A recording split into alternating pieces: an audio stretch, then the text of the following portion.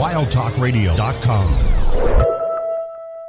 Theme song! This is the Firefly Funhouse, and I want to introduce you to some very special friends that I met along the way. Hey, this is Adam Copeland, a.k.a. the Rated R Superstar. Hey guys, this is Renee Paquette. This is Kane from WWE. This is WWE Superstar Drew McIntyre. Hello, this is WWE Hall of Famer, the Heartbreak Kid, Shawn Michaels. Hi, this is Bree, and this is Nikki, and we're the Battle Twins. This is Christopher Daniels, and what I like to do on my off days is listen to The Rack, and now you are too. And it is awesome. Satisfaction is guaranteed.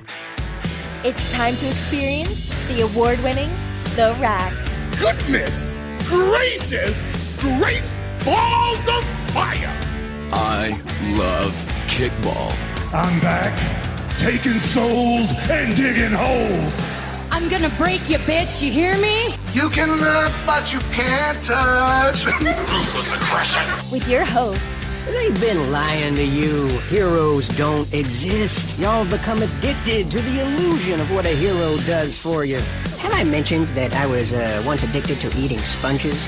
Lindsey Ward. Look at me, woman. And you can just call me Taker. Oh my God, it's Taker, Taker, Taker, Taker. Does Taker hate me? Oh my God, it's Taker. And she was a wicked, wicked child who spat and swore and chewed tobacco. I like puppets. Stickers! And her producer, Sir Rockin. My little creatures of the night will now experience the magical art of puppetry. If you smell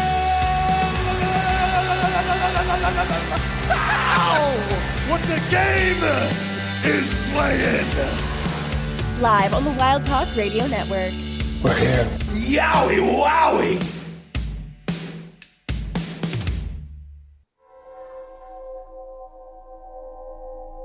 I feel so good, I feel so numb, yeah!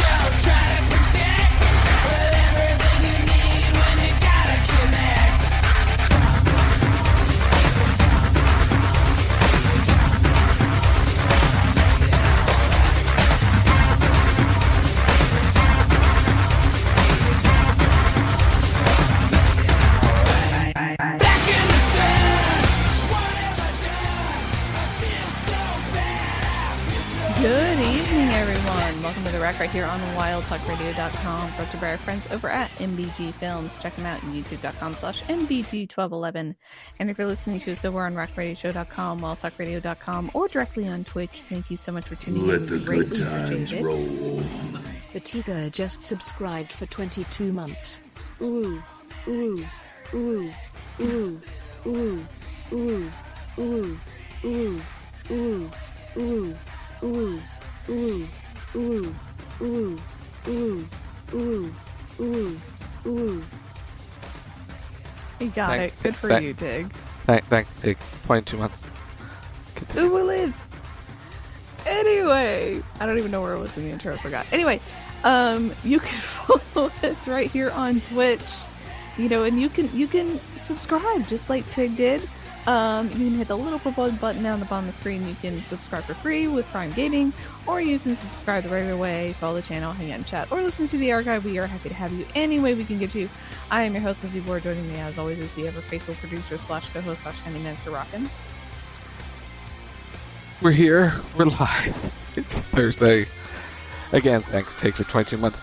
You can tweet us at Wild Talk Radio, at Rec Radio Show. When it comes to Wild Talk Radio, RecRadioShow.com, or Twitch.tv/WTR Live to interact with us live as we talk professional wrestling, the sports, entertainment, and the moment that happened this past Saturday night that changed the industry of professional wrestling.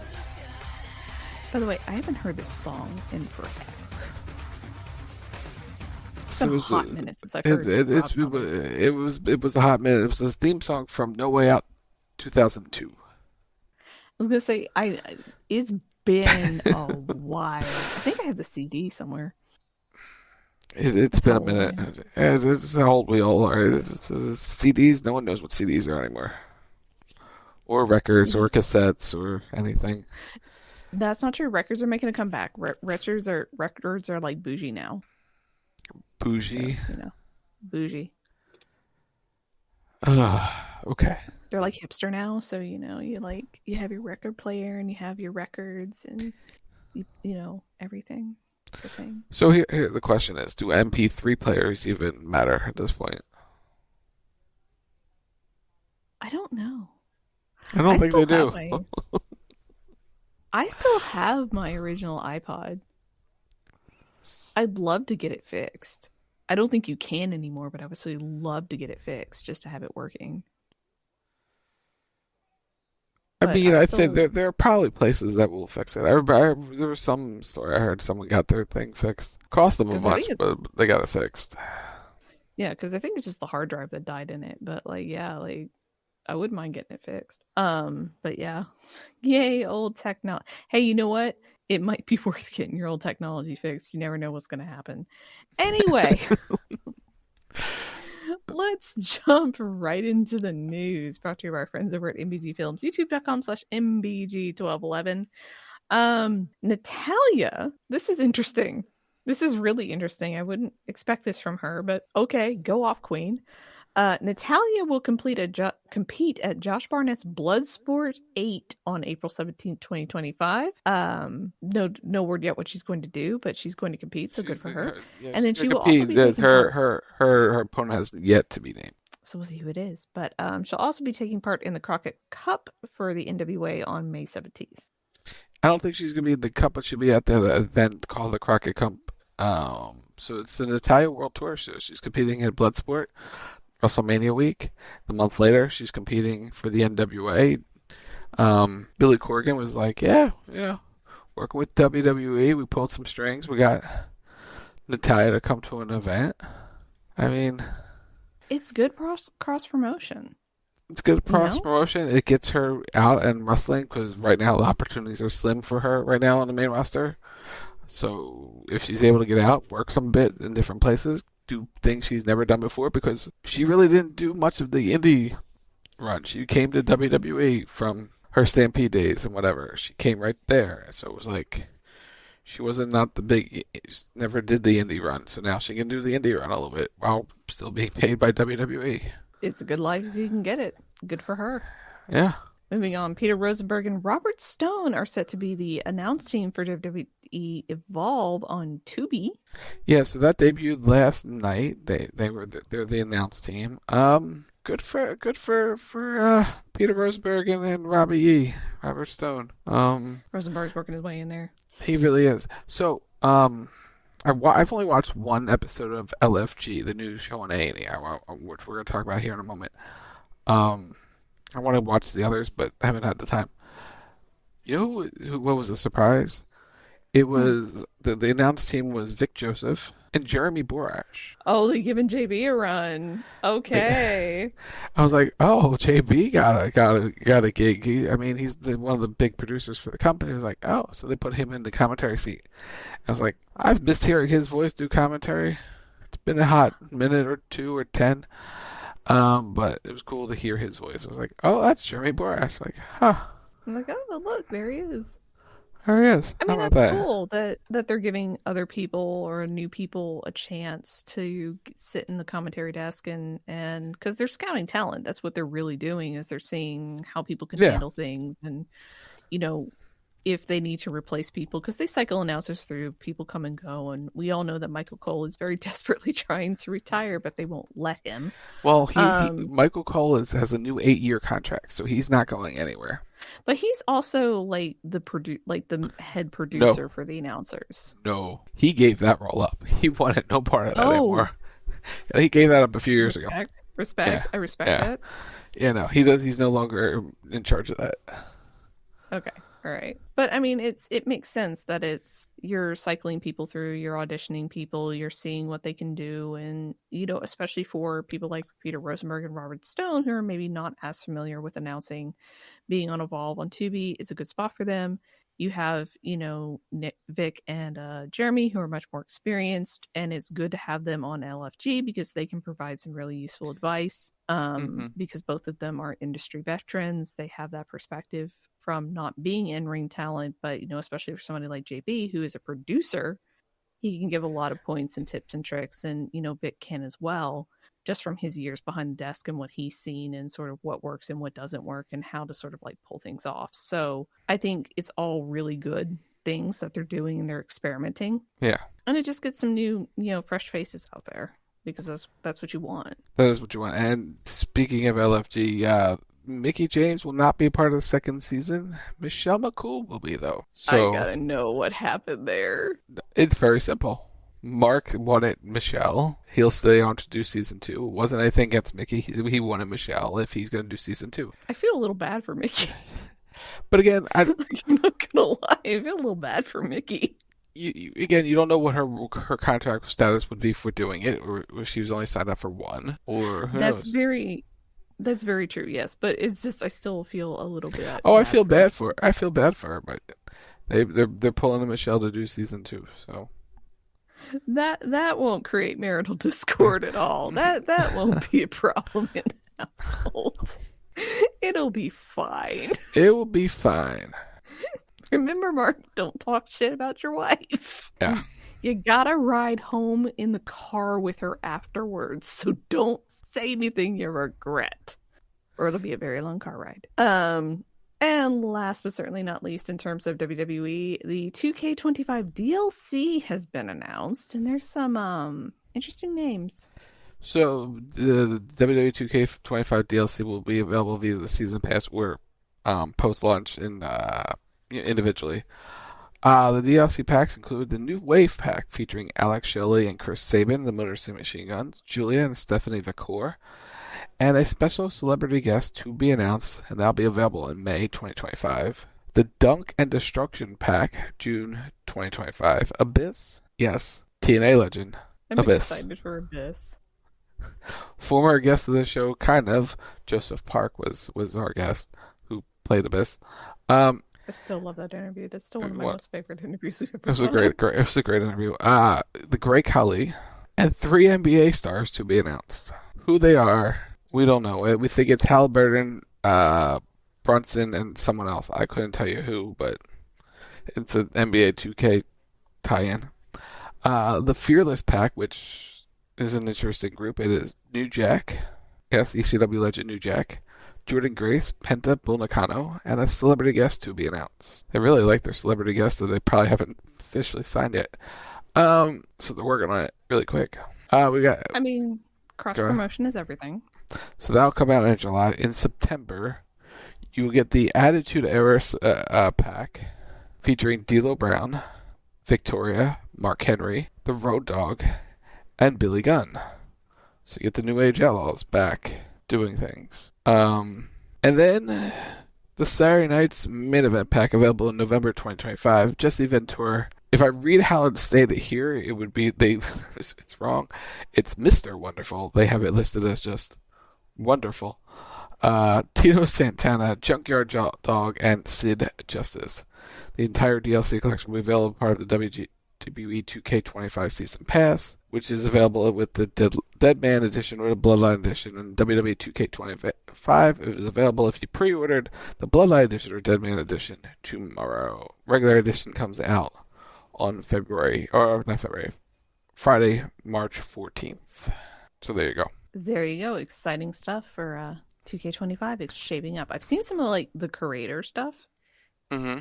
It looks good. It looks really good. Should be interesting. Curious to see.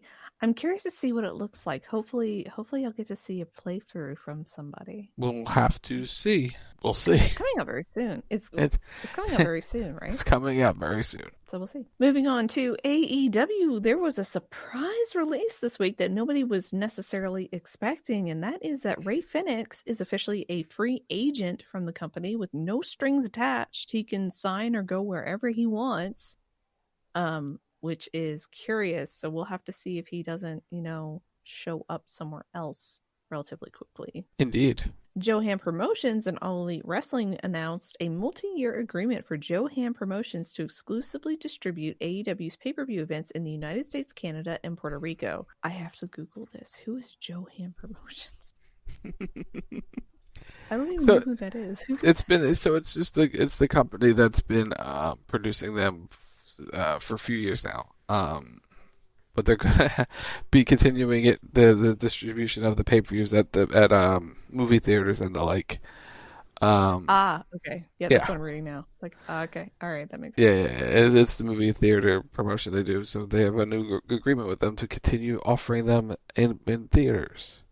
Or if you want, you could also, with their brand new agreement with Prime Video, you can purchase the AEW pay-per-view events in the United States, Canada, and the United Kingdom, beginning with Revolution this Sunday, March 9th, live from the Crypto.com Arena in Los Angeles. I mean, number one, good for them. Congratulations. I'm very happy for you. I don't know how I feel about paying for it on Prime. Well, and I think this has been met with some mixed reaction because a lot of people, I think, have the same thought of having to pay for a PLE on Prime. So it's not any different than doing it through any other service. And here's why people had a problem. I'll read it as it's written. These AEW pay-per-view events join Prime Video's selection of live sports globally, including Thursday Night Football, NBA, NHL, UEFA, Champions League at no additional cost on Prime. Add-on subscriptions such as FanDuel Sports Network, Max, Apple TV Plus, Discovery Plus, as well as a growing portfolio of pay-per-view events, including Premier Boxing Champions. When you read it, it sounds like it was free. Yeah, that's where that was where the generic line of information that they just copy and paste and put into emails is what gets you. That's what got people went, is it free? No, it's on Amazon Prime because, as we talked about months ago, pay-per-view in demand is going away. So you need to find different resources to get the pay-per-view out there for people to watch it on a traditional television screen, because going to payperview.com is not going to get it on your television. Triller is usually not going to get it on your television. So having it on Amazon Prime Video, is a way to get it on televisions whenever in demand goes dark, which I think is the next few months. Doing that. It's a better option for them than Max because pretty much, let's all be real, everybody has Amazon. We all had, I should say had, because I don't know the card to say things. But a majority of people have had Amazon. And if you're paying for Prime, you get specific services included with Amazon. That includes video. So you have a much broader audience than you do with Max, because Max is you have to subscribe and you have to pay for it. But with Prime, we all signed up for it years ago, back when it was first a thing, if you're as old as Rock and I are. And because I remember when Amazon Prime became a thing. And you've had it for years and they just keep expanding the services. And so this is a way to get the product out to a broader audience than what they've been doing previously. So this is very good for them. And hopefully they can grow from this in terms of being able to distribute the product out to that broader audience. Because I think it's still being offered on Max, but this is just doubling down. Yeah, it will be available on Max. It's not yet. That's the key. It's not there yet. Max is still working on the technology in 2025 to offer pay-per-view, and they don't have it yet because that's not what they do, and they have to come up with the infrastructure and build it for AEW and probably whatever else they're going to offer, because they're not just going to build it for AEW, they build it for everything, because you don't build it for just one thing. So they hopefully be done at some point this year. So whatever cost event they're going to offer going forward will have to be attached to it, because just building it for AEW is probably not a thing, and if it is just for AEW, it's going to take longer. I don't think it's just for AEW because just tabling wrestling for a moment. That's where all the subscription services are going, right? Like Hulu has had live TV for a while. YouTube has had live TV for a while. Netflix has just brought it online. Prime Video has brought it online within the last 12 to 18 months. In order to stay competitive in the market, Max has to bring it online. They have to have that service, because if they're just a provider of content, then it's in the AEW press release. They're an add-on for Prime Video. That's what they become. Like, I can subscribe to Amazon Prime, I can get Prime Video, I can add HBO Max to my subscription for a hefty fee, and I can have the Max content on my Amazon as opposed to just subscribing to the service. So by having the live offerings, it helps them attract more audience. Is just what the price point will be of it when they bring it online. But the fact that they aren't there yet, and they're already behind the ball. And I don't know how long they've been developing this. I'm not going to pass any judgment on this, but the fact that you have pretty much everybody else there, they're getting left in the dust, because a lot of these services started developing this kind of stuff in either the COVID era or directly after COVID, when people really started cutting cables and really started like getting rid of the cable companies, because things like YouTube TV or Hulu TV were a lot cheaper than your traditional cable services. Like, I just figured out today, because I'm stupid, that I get local through Prime Video. I didn't know that. And now it's like, oh, I can get live local TV, which means I could technically watch football. Let's talk about this. Yeah. So, couple things. Warner Brothers, which is Warner Brothers Discovery, Max, whatever you want to call it. They were in talks to building. So you talk about them behind the eight ball. There was talks of them creating ESPN, Fox, and Warner's. We're going to create like a joint sports streaming platform. Mm-hmm. That would cost money. It was like going to be direct to consumer, $42.99 a month. That was a plan at one point. That has fallen through. So that's why they're a little bit. I think they're behind the eight ball too, because they were planning on doing this venture, and now they do it on their own. Yeah. Yeah, it died because it fell through, but it was going to be part of it. I'm not sure if the government got involved in that one or not. No, I don't think so. I think the cost was like a factor. I was gonna say, it's money or it's government is one of the two. So ESPN's now ESPN's now going to be taking their content directly to consumer on its own, with its own ESPN service. Well, ESPN is part of Disney Plus and Hulu. It's some content, not all, but it's going to be just directly ESPN content. You can pay for it direct to consumer in the fall. I think it's coming. Interesting. Yeah, sports needs like a premium sports thing, and then basic for those of us that want to watch but never going to pay $40+ for just sports. Yep. Isn't that NFL Network? Well, isn't that what that is? No. Or what is it, like Red Zone or whatever it is? Like there's some package, because when I was looking at cord cutting, there's like a bunch of football packages, and YouTube has one that's like ridiculously expensive, like it's $250 or $200, something like that, and you get all the games, but it's ungodly expensive. Yeah, there's those football packages and there's baseball packages that give you all the games. There's add-ons, like for Xfinity, there's sports add-ons, like for Red Zone and stuff, and the different networks. But how does it charge you a regional sports fee or something? I really want sports for $5. Yeah, just give me $5 for sports, but it's never going to be a thing. That's why getting local channels is absolutely key, because then you don't necessarily have to pay that. But that's also like the local sports fee is actually like the retrans fees. They call it retrans, but like that's going back into the area because the stations get that money. So it's not good that they don't get the money. So that's kind of like a situation in the industry right now that I don't want to get into. But yeah. Anyway, moving on. Hold on. Let me pull the sheet back up because I clicked out of it for a second. Okay. TNA. Eddie and Alicia Edwards are sticking around. They've signed new contracts with the company, so congratulations to them. Eddie Edwards is one of the longest tenured wrestlers in TNA wrestling history. He's been there for forever. He's and been will through be. it all, man. He's been through a lot of the different eras in TNA in the last 15 years. I was gonna say, because he came in what, 10? Somewhere around there. Because he came in as a tag team. Yeah, him and Davey Richards. Because I remember when they signed, and it was like a really big deal in the industry, and everybody was like freaking out about the fact that TNA had gotten them. And then like it's just sort of run its course. I'll never not giggle when you guys say TNA. Yeah, that was the majority of time. That was a period of time where a lot of people did that when you mentioned TNA and I was wrestling. They didn't help themselves a lot either in the early days. The SEX. So there was a group called SEX, Sports Entertainment Extremes. Yeah, Sports Entertainment Extreme, SEX. Yeah. They had dancers.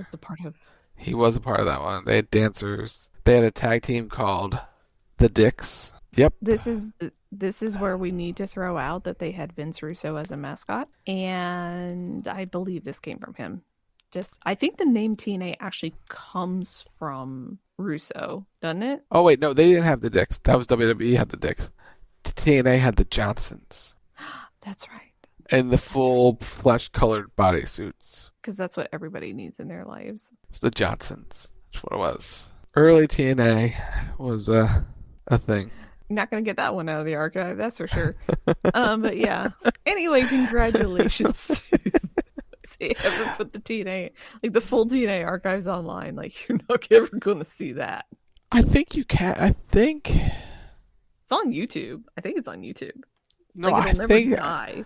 No, I think their early pay-per-views were on the surface. I don't know if they still are though. Like that's a thing. We'll find out as we do the next bit. Okay, Blame Brands. Yeah, let's do the good old-fashioned injury roundup. Bones breaking, backs cracking, shoulders snapping. It's this week's injury roundup. Alrighty, this one's a bit controversial. Cody Rhodes suffered a busted eardrum at Elimination Chamber. # blame Brent. And a black eye. And a black eye. And a black eye. But the eardrum is supposedly he says he's okay, but that's workers being workers. People had an upset. They were mad because it's believed that the injury happened at the hands of Travis Scott. Oh, 100%. No, it's not hypothetical. I'm not trying to blame the man. No, you watch the clip. He slugs him right in the head, right in the ear. There's it's legit right there, right in the head. Oh, apparently TNA Plus only goes back to 2005, 2004. Okay, so they've taken those offline. They bury them in the backyard. I think they're on Pluto. Or were on Pluto at one point. Hold on. We'll talk about Cody Rhodes' eardrum in a second. I just gotta see something. So yeah, so we'll talk more about Cody in a minute because we're gonna, as she looks it up. Let's go to break. Come back with the information because we got to talk more about John Cena and Cody. It's on YouTube, guys. It's on YouTube. There you go. It's in French, but it's on YouTube. They're out there if you really, really want them. Anyway, we're going to be talking about Elimination Chamber next, which, as Rock mentioned, we'll talk more about Cody Rhodes. But you're listening to The Rack right here on WildTalkRadio.com, and we will be right back. See the things that make me who I am. You'll never understand. And I gotta keep moving. You're living off my sweat. Moving. The devil's on my back. And these are the days that I dreamed about. Are you following us on twitch.tv/WTR live? Do you have Amazon Prime? If so, you can link it to your Twitch account and subscribe to our Twitch channel for free with Twitch Prime. It's the easiest way to help support us for free.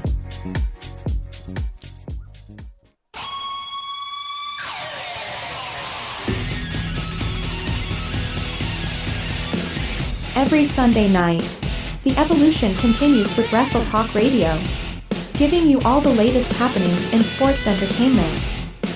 With the intern, the producer, the original Tim Stein, and sometimes, a K-Sheep.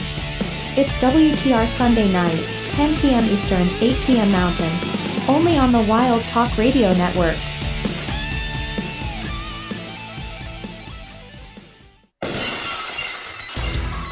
Every Monday night, once Monday Night Raw ends, the Raw Post Show goes live. You want to hear a story? Give me a hell yeah.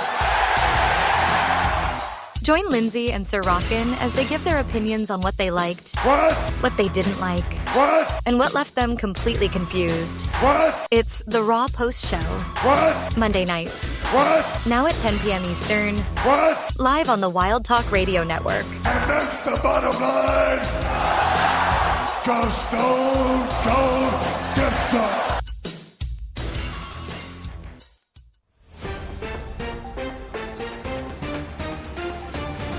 This just into the CB Radio News Desk. Sources have confirmed that CB Radio will be live Saturday nights at 11:30 p.m. Eastern. Wasn't this confirmed last year? Yes.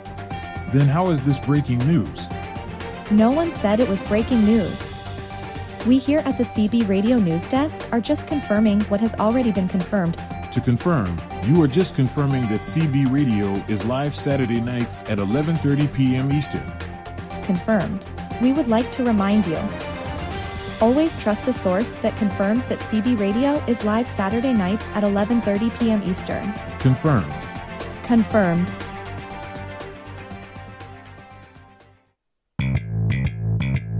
Like what you hear?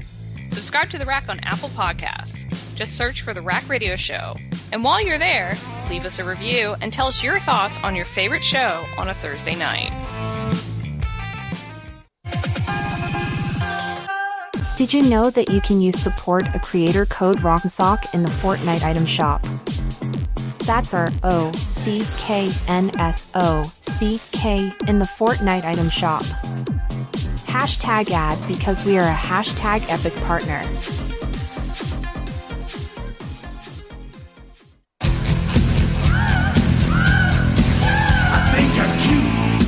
Hello, this is WWE Hall of Famer, the Heartbreak Kid, Shawn Michaels, and you're listening to Rack Radio.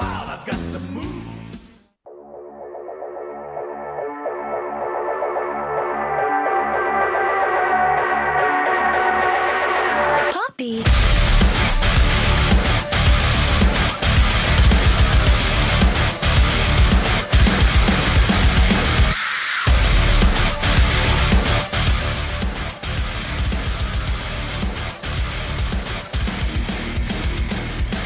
And welcome back to The Rack right here on WildTalkRadio.com, brought to you by our friends over at MBG Films. Check them out at youtube.com/MBG1211. And if you're listening to us over on RackRadioshow.com, WildTalkRadio.com, or directly on Twitch, thank you so much for tuning in. We greatly appreciate it. If you're on Twitch and you happen to have a Prime Gaming sub available, you can use it here for free for 30 days.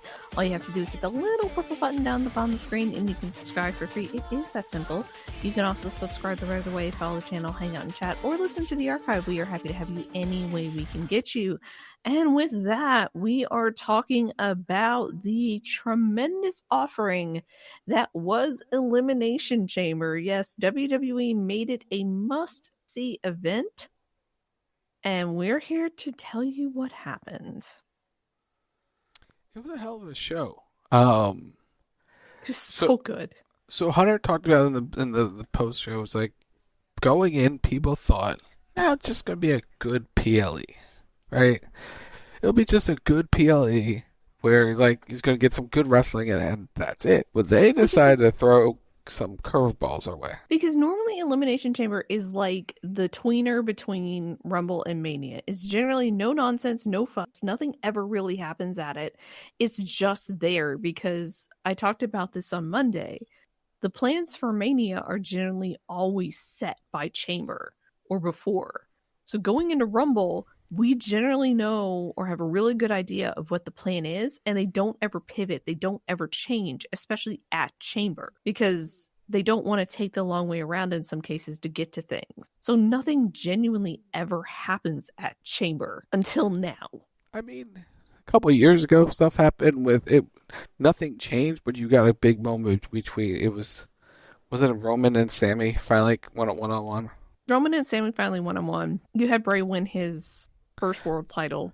I mean, years ago, Eddie beat Brock right before at No Way Out, the February pay-per-view. There's been stuff has happened, but for majority, it stayed the course. But there have been moments and stuff has happened. This wasn't one thing that happened. Multiple things happened on this show that kind of gave you directions for where the stories could and possibly will go as we head to WrestleMania. Think about this, because I thought about it.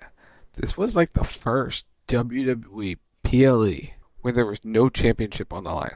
Yeah, no titles changed hands, and no titles were even defended. That's what I mean. No title was on the line on this show, and no one complained that there was no title match. I don't think anyone realized there wasn't a title match. Yeah, I was gonna say, I don't think anybody even noticed. No. But then again, it's like, generally speaking, the stakes were high enough in terms of the 2 chamber matches. Plus, you had the whole, Rock Cody situation that they built to. So it's like, I think the stakes were high enough that you didn't necessarily need to have a title on the show. You didn't need to have it, but it wasn't even a thought. And that was like, very interesting. Very, very interesting. Good job, Hunter. Good job. But the surprises kicked off early with the women's Elimination Chamber match. So all the women made their way to the ring. Everyone was in their pods, ready to go. Alexa, Bianca, and all of them were in their pods. Liv comes out, she's in the ring, and then Naomi comes out, she's in the ring. They're all ready to go. Before the bell hits, a storm is coming. Jade Cargill storms to the ring, and the fear of God is in the eyes of Liv Morgan, like she is dead. She sold the fuck out of this. Like, go her. Like, she had the whole big, like, no. Like, she's shaking her head, and she had the big eyes, and man, she looked terrified as Jade came storming towards her. Right up until Jade punched Naomi in the face. And then beat the ever-living crap out of her. So they added this video. They showed this video on social of Bianca's yelling, right? Mm-hmm. Like, she's like, yeah, go. She's like cheering Jade on to go after Liv, and she's screaming about it. And then you hear her going, oh, no. Once she attacks Naomi, no, why? And all this stuff, and you hear it during the regular show. But they put out her angle of it, which WWE has done a great job of putting out the additional isolated shots of the chamber match stuff, including reactions of the guys in the chamber mocking entrances like Logan Paul and stuff, mocking Cenas and mocking Rollins and Punk mocking Rollins and all this stuff. They've done a great job of like showcasing other parts of the matches you didn't get to see because you're focused on the wrestlers' entrances. So good job to the social team. So she goes after Naomi, and you just see her. Bianca's like, let me out, like all this stuff to get it, because her girl's getting beat up by her other girl, and she's like, what the hell's going on? And then Jade continues to beat down Naomi. She drags her, and she's like, they're trying to get her by the door, and then she just slams the door on her head, and the job was done. So Naomi gets stretchered out. Bianca is like, so Liv and... it was Liv, and then it was still in the ring, and then Bianca's the third person in, so she's the legal competitor, and she just walks right over to the cage, and she's like tempted to leave the cage, but she's already locked in, and then the match just starts. All that storytelling was tremendous. Props to Naomi for selling it too on the red carpet the other day. She got she got a neck brace to match her dress. Like you goddamn do, Sometimes you just gotta roll up and sell the hell out of things. But I will say this. I did feel a little bad for Naomi. Like, I have a big hunch she's going into a feud with Jade, or she and Bianca are gonna go into the feud with Jade, and they're gonna return the favor more or less for Naomi taking that beating and getting taken out of the chamber. But you still feel bad for her. Because it's like, oh, goddamn, not another bridesmaid moment for you. I'm so sorry, honey. Because it's always like Naomi is always the bridesmaid, never the bride kind of situation.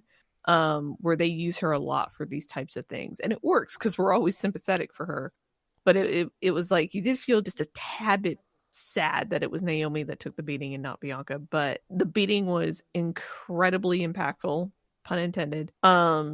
It made Jade look like an absolute boss. Naomi sold it like a champ. She sold it afterwards, her being stretchered out. And then like how the match proceeded after that was just absolutely phenomenal. Because like that was the warm up for the match, because once it started, they all tried to kill each other. They did. Props to Bianca. She was the MVP of the match. She did a lot. Liv Morgan was great. Like the one spot that stands out was she was pulling on the braid and just yanking her in the back and in and back, like slamming her into the cage and pulling her back and forth a few times. I thought that was a creative spot. Props to Liv. So Liv showed up and showed out in this match. The other really creative thing that they did was when Liv pinned Alexa, and she used the hair as like leverage to pin Alexa. Yeah, that was really good. But no, props to Liv. She took a beating. She posted a picture on Instagram and Twitter. You see her entire left side is full of bruises. You can see where she got whipped by the hair braid. And boy, the sound of the whip is every time it just cracks on the body.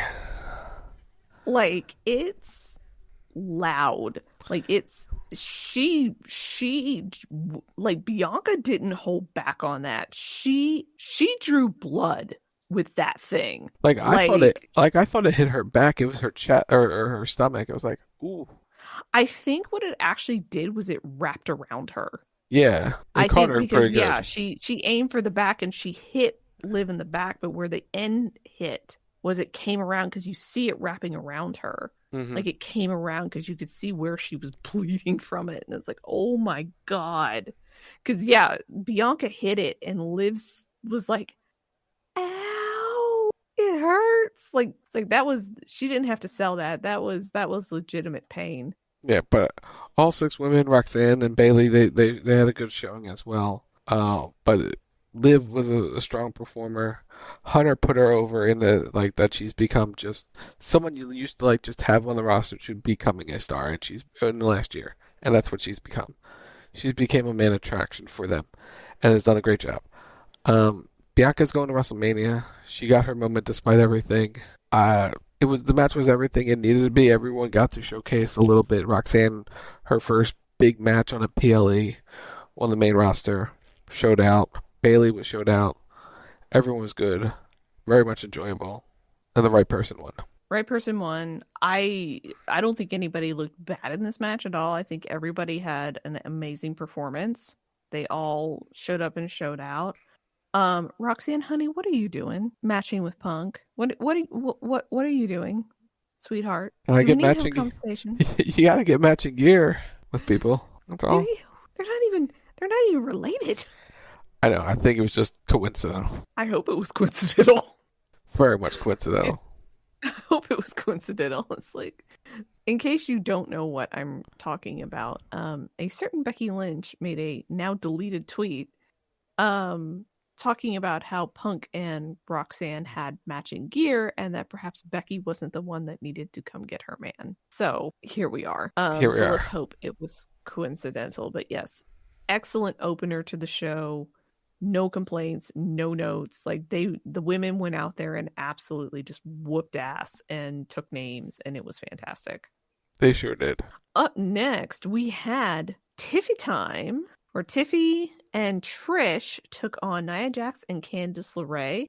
This was a solid offering. It was a good come down from the chamber. It was nice to see Candice get a little bit of shine and get to see her work. Candice looked strong. This was everything it had to be for the crowd. It got Trish out there. It put over the women's champion, Tiffany Stratton. She got to showcase her talents before WrestleMania. It was a solid match. That's all it was ever going to be. It served its purpose on the show. Hometown champion going over, taking out the heels. Nia took the fall. It was what it was. It was a solid match. Nothing special. It was just celebrating Trish 25 years in WWE, which is a big accomplishment. And huge. Here we are. And she looked fantastic. Like she all does. of them looked fantastic, but Trish, good God, what is she doing? She's aging backwards. She is. She legit is. She is aging backwards. I think she looks better now. This is not to knock her at all, but she looks better now than I think she did when she first debuted in 2000. She looks just absolutely tremendous. So good for her. Up next, I hate how I'm going to critique this. I really, really, really hate how I'm going to critique this. But we have Kevin Owens taking on Sami Zayn in an unsanctioned match. I think one of the highlights for me on this was the fact that they did do the legal spiel before the match. Yeah. Where WWE's like, we absolve ourselves of all responsibility. They are aware of what they're doing, and we're just going to watch them kill each other. They turned down the lights. The referee was not wearing the referee shirt, just wearing gloves and a black shirt. I liked the entire presentation. Sami got the memo to not wear traditional wrestling gear. Kevin still wore wrestling gear. But Kevin's gear is such that he can get away with it because it's not tights. He's wearing shorts, so. And actually, they're more tights now than actual shorts. If you actually look at it closely, he's gone away from it. Leggings. Yeah, tight shorts and leggings now, kind of. They had a fight. They had a hockey stick. They brawled around the arena, up and down the stairs. We had multiple tables. Sami got pushed over and flipped over through 2 tables. We had a barbed wire steel chair, which was real barbed wire, by the way. For people to think it wasn't. It was at the request of one of the competitors in the match. They wanted to make sure it was real, and it was. How the fuck did he not cut his face? I don't know. But it was real. There's multiple times that Kevin Owens wanted Sami to stay down, and Sami refused to stay down. Sami kept fighting back and back and back every single time. He would give it back as much as he could to Kevin. Kevin would get back up onto his feet, and they just delivered a fight that was really, really good. And it lived up to the hype of not being a match. It was a fight. It was a fight. I feel like, and this is the part I'm going to hate. I feel like that because I'm talking about it like food. The violence level was entirely appropriate. This is exactly what we all expected. This is exactly what we all wanted. I had no qualms with that whatsoever. I will say that even though the barbed wire was real, the fact that there wasn't any damage to Kevin's face after he came off that chair, that was a little, okay, buddy, sure. And I get that it's barbed wire and it's not going to do the same damage as razor wire, but it's just the fact that there wasn't even a scratch on him after he had gone literally face first into it. I think he tried to get himself cut, and I don't think he was able to. It didn't work. Yeah, because you look and he was trying to get some blood, and it didn't come. I mean, he had a cut on his shoulder, so he was bleeding. And the thing is that neither one of them got busted open the hard way, which I'm completely fine for. I know a lot of people were disappointed that there wasn't a ton of blood in this match, but I'm kind of okay that there wasn't. I think the only thing was I would have liked to have seen maybe a little color on the chair, just because that would have made sense. But everything else that they were doing didn't necessarily necessitate blood without it being oh yeah, he cut himself. Because they were absolutely being rough with each other. They were fighting each other. They were hitting each other. There was some sick shit going on in this match.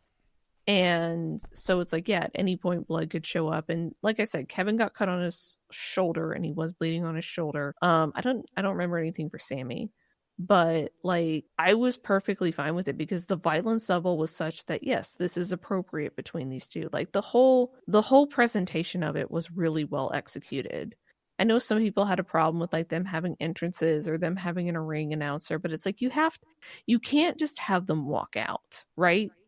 You have to have a little entertainment. You have to have a little flair because it's a show. Here's what I said to that. If that's what you didn't want, entrances and everything, then they should never promote it at the match. Because once you promote it, you have to give the entrance and introductions. Then you get away with it just happens. There's no promotion behind it. Well, I think that's how they used to do it, from what I remember, because it's been a long time since they've promoted them. They always promote them. So it's you can't be oh, they shouldn't do this, but it's I reference back to one of the most famous ones when Shawn came back. It was in the same unsanctioned fight, him and Hunter, SummerSlam 2002.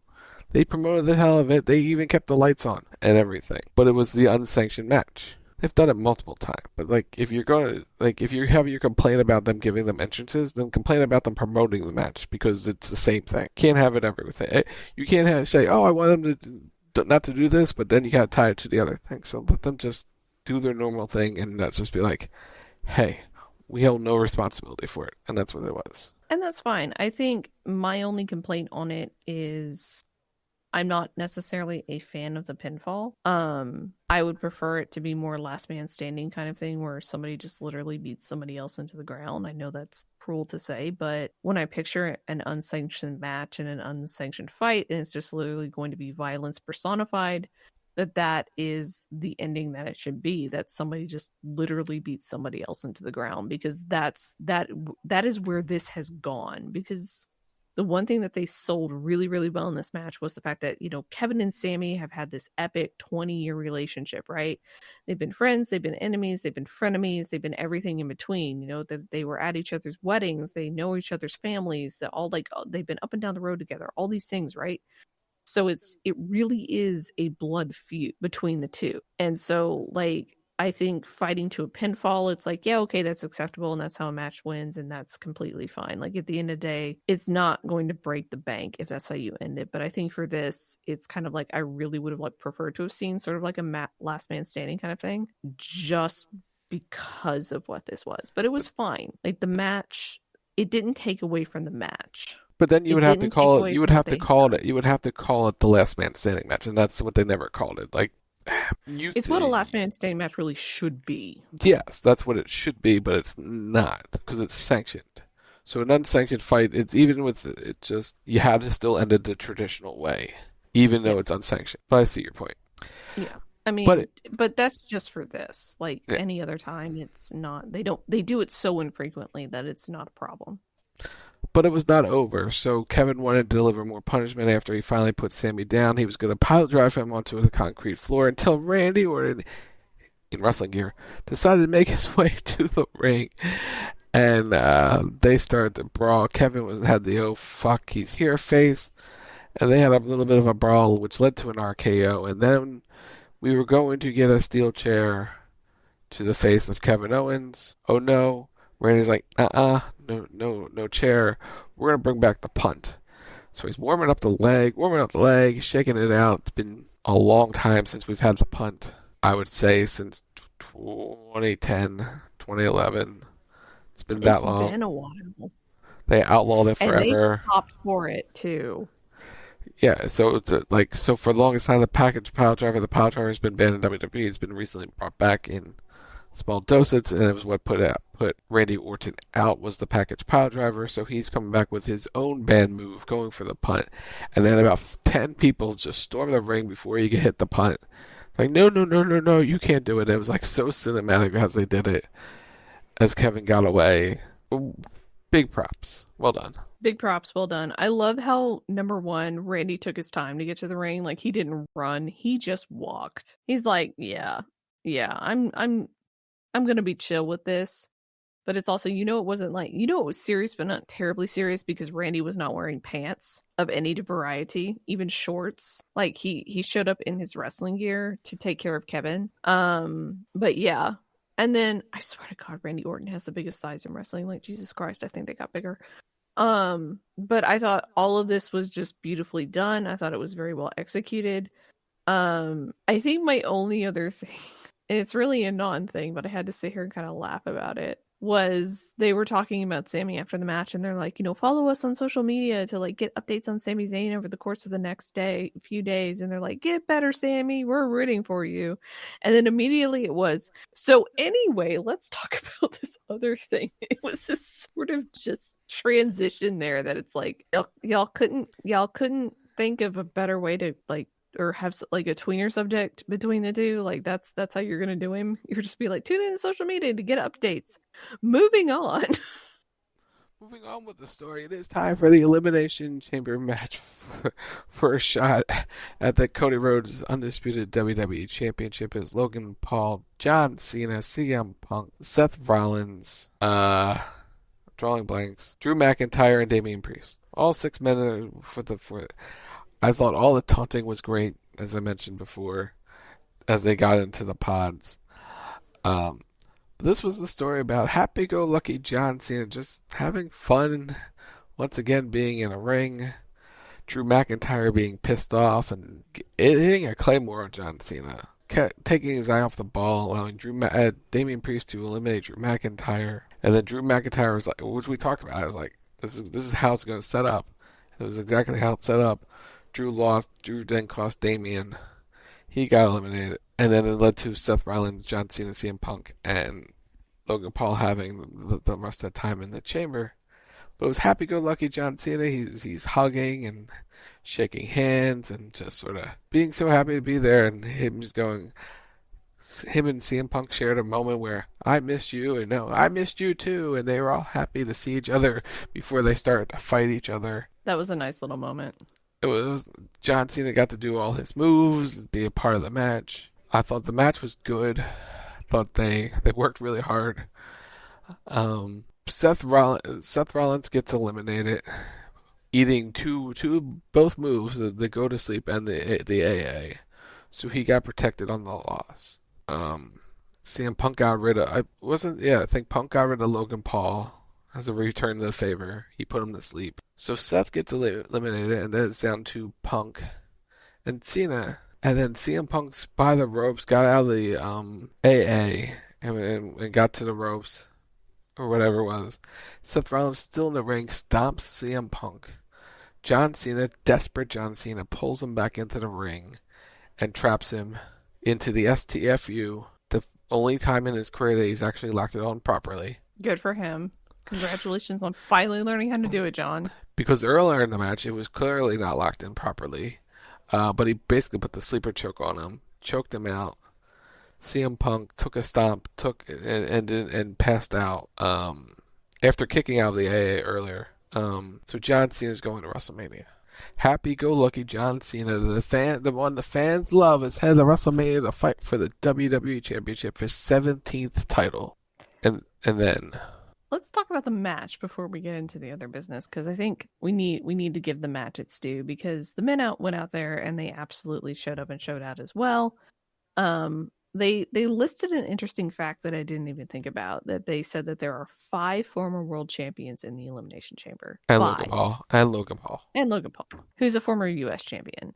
But 5 former world champions are in the chamber competing for the title, the shot at the title. I was like, that's actually a really cool fact. Like, you look at it and you really think about how, like, WWE of the past, especially when Cena's involved, you wouldn't normally have like 5 former world champions. It's like 15-time world champion John Cena and then 5 other schmucks, you know? Mm-hmm. Like maybe one other name to carry it, but it would always be like, here's like 2 big guys and then 3 little guys. And with this, it was, no, here's 5 former world champions and Logan Paul. And Logan showed up and shut out. I thought he did very well in the chamber. Is this his first one? No. Okay, that's what I thought. But he did very well in the chamber, did what he needed to do. I thought everybody did what they needed to do. It was very well coordinated. Everybody knew where they're supposed to be, which is important because that's not happened in the past. I love the taunting at the beginning where all of them were just like getting in each other's faces and just teasing each other. Like that's honestly, that is one of my favorite parts of the chamber, especially for the ones that get locked in the pods, that they just have to deal with it. Like it's such a dick move, and I love it. Because they just stand there and they look at him and they're like, really you're gonna make me okay.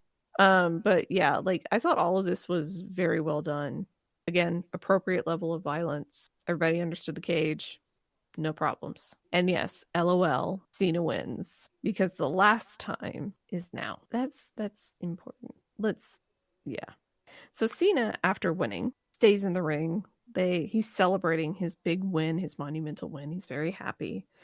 And out comes Cody Rhodes, because it's now the end of the shows, ladies and gentlemen.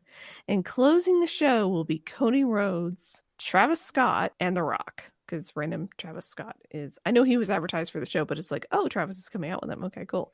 But you had Travis come out on The Rock's side. Cody comes out. He greets Cena. They're joking around, they're laughing, that he's like, oh, you're coming for my title. And Cena's like, you bet your ass I am. And, they're like just joking and yucking and have a good time. And out comes The Rock. And so in the background, you have Travis Scott and John Cena as The Rock and Cody Rhodes are having their interaction. Cody Rhodes dropped the very rare "Go fuck yourself," and he said that with his full chest, which I was very proud of him for. So I'm gonna back it up. So The Rock was like, "Time's not for you to. You gotta give me your soul. I want your soul. I need your soul." And then he told him to go fuck himself. Basically he said what we said on the show, I think last week, which is Cody already sold his soul, years ago to the fans, and it's the fans, so go fuck yourself. Which Cena's reaction to that was so good. He sold the fuck out of that. So over the top, so happy. He's like, "Yeah, good for you, go Cody!" And there were other words exchanged and other things that happened, but Cena walks over to congratulate his friend, right? Dwayne's, and he's kind of looking at Dwayne, and Dwayne's looking at him, and they're smiling at each other. And then Cena goes to hug his friend. And as Cody's back is turned to The Rock, Cena's smile falls, and Dwayne does a throat slash, or a semblance of a throat slash, and John Cena does the unthinkable. He punches Cody Rhodes. He does punch Cody Rhodes.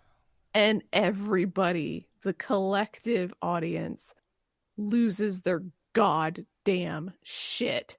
We are still losing our goddamn shit. What? 4 days, 5 days later? Mm-hmm. People are still trying to justify what has happened and what this is and what this means. And the follow-up on it has been absolutely tremendous, because you have John doing a combination of trolling people on the internet through his Twitter and Instagram accounts by not giving any answers. You have him troll people at the press conference afterwards, where he walks out, sits down, mic drops, gets up, and leaves.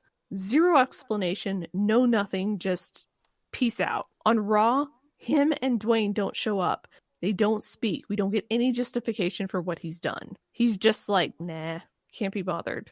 Meanwhile, you have the rest of the roster trying to grapple with what this is and what this means, and the different reactions from the talents, people both inside and outside of the company. Zack Ryder honestly had the best reaction out of pretty much outside of R-Truth. R-Truth, God bless him, he's still in denial. He's selling the hell out of this. But just the follow-up on this has been so good, because it's, I don't owe you, the message is, I don't owe you an explanation. I owe you nothing. He owes you nothing. So Cena, they beat down Cody with the championship with his own watch The Rock gave Cody last year. That was such a nice touch. It was a great time, and just Cena's just, they're telling Cody to just get up, and then whacks him with the belt. Travis Scott punches him hard ways in the ear after he did his Sage, and then the final closing shot is The Rock and John Cena standing tall over Cody's body, Cena's foot on the neck of Cody Rhodes. It was a tremendous piece of television. And I said earlier that the last time is now. That was the words that were written on Cena's little towel when he came out and he did his entrance. I like the Cena face. The stream, that's good. But him having the little towel that he holds up, and there's that message. And the thing about this that everybody is kind of low-key pissed about but really impressed about is they've told us the whole time that this was coming. They telegraphed this so freaking hard, and nobody really picked up on it. Nobody really called John Cena going heel, because it was one of those things where it's well, they could do it. They could turn John Cena heel. We gave you every reason why they would last week, and even I said they could. They won't, but they could. But that's the key. They could, but they won't, because they've had so many opportunities to turn John Cena heel, and they never did it. They never turned him heel, and I brought this up on Saturday when we were talking about it after the show. The reason is because John Cena is just a cash cow for the company. He's the company man. He sells the most merch. He goes out and does all the Make-A-Wishes. He does the media appearances. He is the spokesman and the face of the company. And as long as he is the spokesman and the face of the company, they aren't necessarily going to turn him heel, because that's bad business. And what they needed was the successor to that in John Cena before they could really consider doing it. Plus, it's also his last year, and I'm sure he wants to make a mark. They have that successor in Cody Rhodes. They have that successor in Roman Reigns. They have that successor in a few other people, because that role is no longer being handled by one person, but by multiple people being brand ambassadors for the company. So because you have that, it's like, well, if we turn Cena heel, that's fine. It's not going to be a big deal. And honestly, I think it's cool. I think it's awesome that they're going to do this, that they're going to let him go out doing something new and different, as opposed to just doing the nostalgia, hey, I'm retiring, I'm going to like wrestle a couple times and then that's it, I'm out, like bye tour. Like, I really like that they're changing the character and they're letting him do something different. We're going to get to see something from John Cena that we've never seen before. We haven't seen in a really long time. And even then, this will not be what he was before. This will be something completely new, completely different. And I'm honestly really excited for this. Because it's like, what are they going to do? It'll be interesting to see how long the heel run lasts. Because I think by the end of the tour, he goes back to being a good guy. I think he redeems whatever this is by the end. But they have 10 months to tell that story. They have to tell us 10 months to tell us why him aligning with The Rock means for him and means for his career, why number 17 is important to him. He said in the press conference at the Royal Rumble that he's going to win 17, so he'll be there to see whoever number 18 is. Well, we'll see what happens at that point, but please don't act like Ric Flair when it does. Thank you. Ric Flair wants to just sort of storm the ring and stop him from ever competing for it. But we have to find out why John decided to turn to the dark side, the corporate side, after all these years of being against it, because he's desperate for the final thing. It's been 3 years since, or I think he said at one point, that he's won a singles match. He's won tag matches, but he hasn't won a singles match in forever. He has never won that one-on-one match. Even the Chamber was not a one-on-one win, and he pulled out desperate tactics to win this match. He still has to prove that he can do it, and getting all the extra help that he can to get to that point is why he's probably doing what he's doing now, is because the person he used to believe in, the guy, hustle, loyalty, respect guy, is probably not there anymore. He doesn't have what he once had, so he needs now help from others to get what he wants. He needs the backing of others, when before he would do it all on his own. So he has to tell us and explain to us, the audience, why he's doing it, what the motivation is, and it will be up to the audience at some point to either forgive him at the end, or always remember that he decided to turn his back on everything just so he could put his place as the guy who held 17 championships, more than anybody in history. Should be a fun time. Be a fun story. I'm looking forward to it. And he'll be on television in a couple weeks. He will. So where he'll begin his run and telling his story. Last year it was all about Cody's story. This year it's all about John's. John can now finish his own story. Yeah. But overall, incredibly solid offering for WWE. Very much enjoyed Elimination Chamber. Great show. Like, minimal notes.